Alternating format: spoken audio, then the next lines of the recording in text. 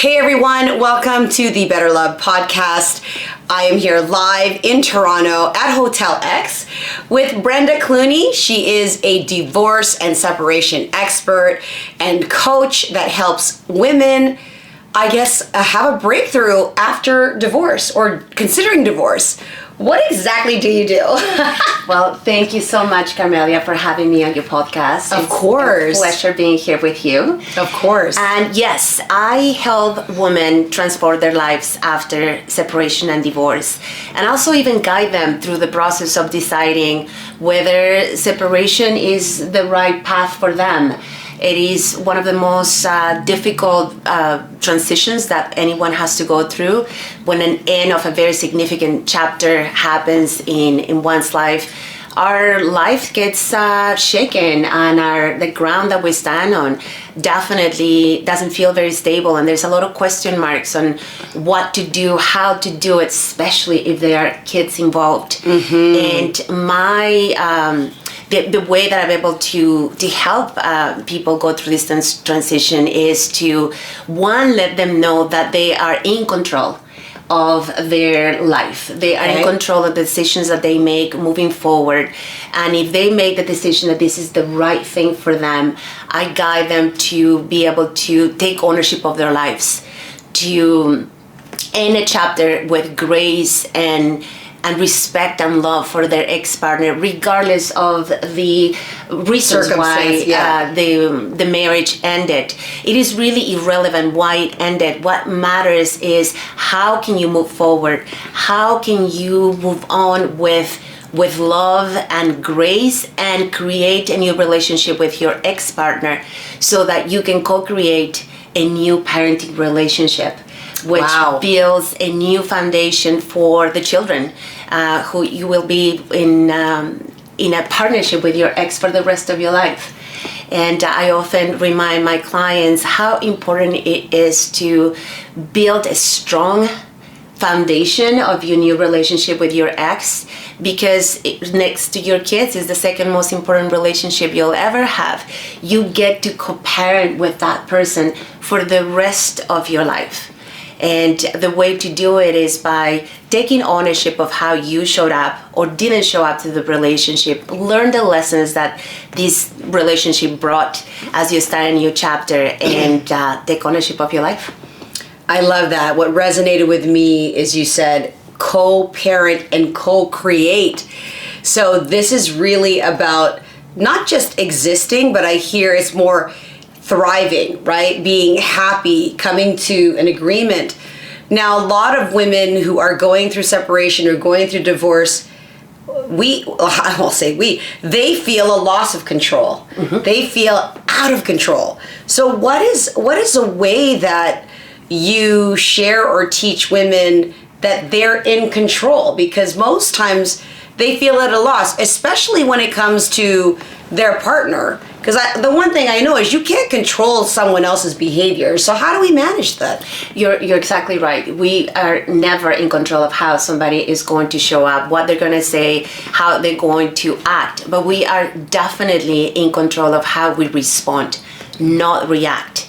And my process of supporting somebody going through this difficult time it's really making sure that my client ends up getting the tools required to build a strong emotional intelligence, so that way whenever certain circumstances appear and the ups and downs that the process of separation and divorce and the process of co-parenting in the long run, there will be lots of instances where you will be triggered, you will be challenged by your ex-partner, and my job is to guide my client to be able to ask profound questions within them so that they find out the answers, that they know that they have the power of knowing how they're going to respond to certain challenges, to certain circumstances and conversations, knowing that it's not about them, it's about their partner, that they are projecting themselves onto them, and it has nothing at all to do with the person. It's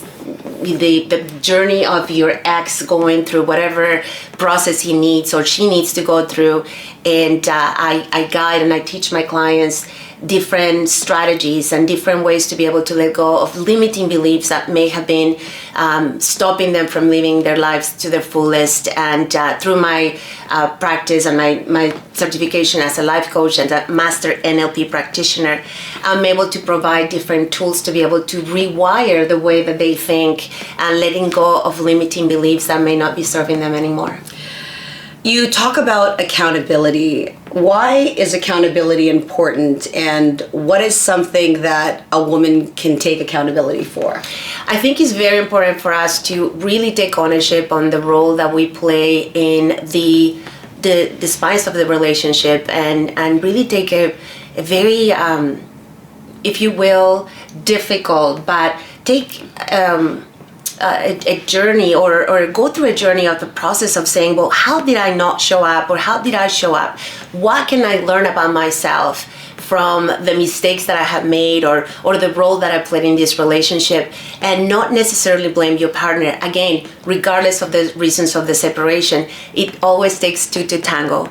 And just being vulnerable enough and brave enough to admit some of the shortcomings that you may have brought into the relationship allows you to learn from it, and allows you to be able to then go on and become a bigger and a better version of yourself, as you work in a process where you're going to end up in a different place, and making sure that you're not going to co-create the exact same toxic relationship that you may have had in the past, but create a new one where you know your worth, when you know who you are, when you go through the process of understanding the challenges that you've gone through, and have empathy and lots of love and love and appreciation for yourself, where you look at yourself with eyes of compassion and expand your horizons, so the older version of yourself gets to grow and expand and become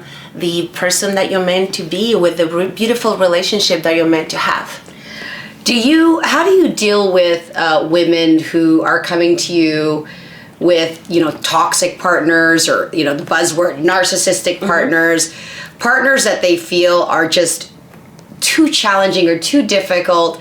What's your coaching to a woman who just really feels like, I can't do anything with this person? Do you have ways of communicating, or for her to be able to break through to that partner? Well, again, there's absolutely no control that we have over our ex-partner, future partners, or anyone for that matter. What we do have control is how we respond to the challenges that they may bring to us. And again, building a strong emotional intelligence allows us to be able to have those tools available to us when we're being challenged, knowing that it's extremely important to be able to find a way to communicate with our ex-partner, our ex-spouse, in the healthiest way possible, so that we can provide a healthy emotional home for the children in both with both partners. That's the goal, is to be able to have a set of tools to be able to deal with difficult personalities, and at the end, it's really not about us, it's about them. They're portraying themselves onto us, and when we realize that no one has the power to make us feel any less than we are, when we know our worth and we know that it really isn't about us, we look at them with eyes of love and compassion instead of anger and resentment. Yeah, that's so important, because I think when, especially you talk about triggers, right? Some people don't even understand that they're being triggered, and or having challenges communicating what they really want. Why do you feel that there are women out there that, would just live in a marriage or be in a partnership with fear of expressing what they truly need? And what is something that you do to help them, overcome that? So I believe that our partners and our ex-partners are one of our greatest teachers. They come to challenge us and to perhaps bring to light some of the wounds that we have within us that trigger us. And when that shows up, it's an interesting process of self-discovery, of growth, when you're willing to go deep down and understand all the lessons and that these partners and this relationship has brought. And so that allows you to be able to come to a place of growth and become even more self-aware and outer-aware as well. It allows you to be able to again see them instead of somebody who may be a challenging partner. You end up seeing them as a teacher, and you turn into anger to somehow see them as being grateful for all that they have brought. And at the end, I can speak from experience. I have grown so much out of my own personal journey of the end of my marriage. I was married to a wonderful human being for plus 23 years. Wow. And it was a very, very difficult decision to end the marriage. But what I can tell you is that he has brought so much to my life and has taught me so much. And I wouldn't be the person that I am today in front of you if it wasn't for the journey that we had together, the ups and the downs, and all of the end of the relationship, when I was willing to do the inner work and to really be honest with myself about the shortcomings that I also brought to the relationship. And I also appreciate some of the situations and different circumstances that we found ourselves in that brought us to the end of the marriage. I have learned so very much, and I'm forever grateful to him. And I'm proud to say that we have co-created a beautiful relationship where we have love and respect for one another, and we are, co-parenting our two beautiful girls together. Well, I can tell you, I was just, privy to a conversation that you had with your ex-partner, and the way in which I heard you speaking with him and really acknowledging him for the man that he is, when so many women and men I know refer to their ex-partners in such a derogatory way, and you can see that there's a lot of pain, a lot of resentment, and that resentment and that pain is not even maybe shared, it's carried within that individual. And I can only imagine, even as a matchmaker, when someone comes to me and they want to hire me as a matchmaker, and then during the interview process I ask about their past relationships, and they start to bring up all of this negativity, and it's very clear and obvious to me that they haven't dealt with this, they haven't resolved it, and I can already forecast seeing them being on a date talking about all of this, and that's where I would say, Brenda, I'm like, all right, I think they should hire Brenda, because going on a date or getting ready to date with all of that resentment and referring to your partner in a negative way, I have to believe that and I know that will trickle and impact the current relationship. What are your thoughts on that? Absolutely, Carmelia, and I really do work with your ideal client, people that are ready to start a new chapter in their lives. And I remind my clients all the time about the need of taking some time for yourself, taking some time to heal, again, to go through the process of learning of what this relationship brought to you, and becoming much more self-aware and understanding who you really are. A lot of the times society has taught us to place our value on the relationship that we're in. We get validation from our partner, and we feel that we're no longer loved or significant if we don't have a significant other, and that's far from the reality. You cannot give to somebody what you don't give to yourself. You cannot give love. You cannot be loved if you don't love yourself profoundly, unconditionally. And that journey of pure unconditional love for ourselves, where it comes from a place of no judgment but compassion for our ups and our downs and all of our journey that has brought to us being in this place, cannot happen unless you do your inner work of self-discovery and healing some of those wounds that may have happened when we were children and or throughout the course of multiple different relationships that we've had in the past. So holding on to resentment and anger from our ex-partner is like drinking poison and expect the other person to die. Yeah. It's as silly as that. It only affects us. It only brings us pain. It doesn't affect the other. Right. And so letting go, forgiving, not forgiving for you, but forgiving for them, forgiving for you, because it's the greatest gift that you can give yourself. It's like finally find some peace and quiet where that person no longer has control over you. No one is that powerful. Right. We should never give that power to somebody to make us happy.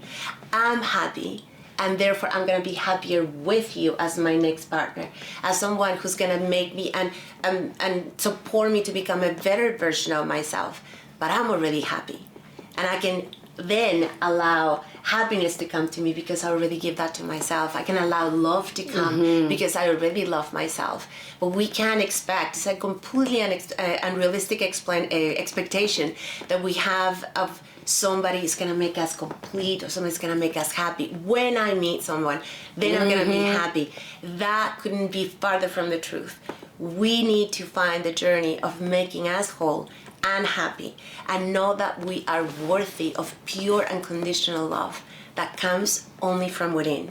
And then we become the partner that we want to attract.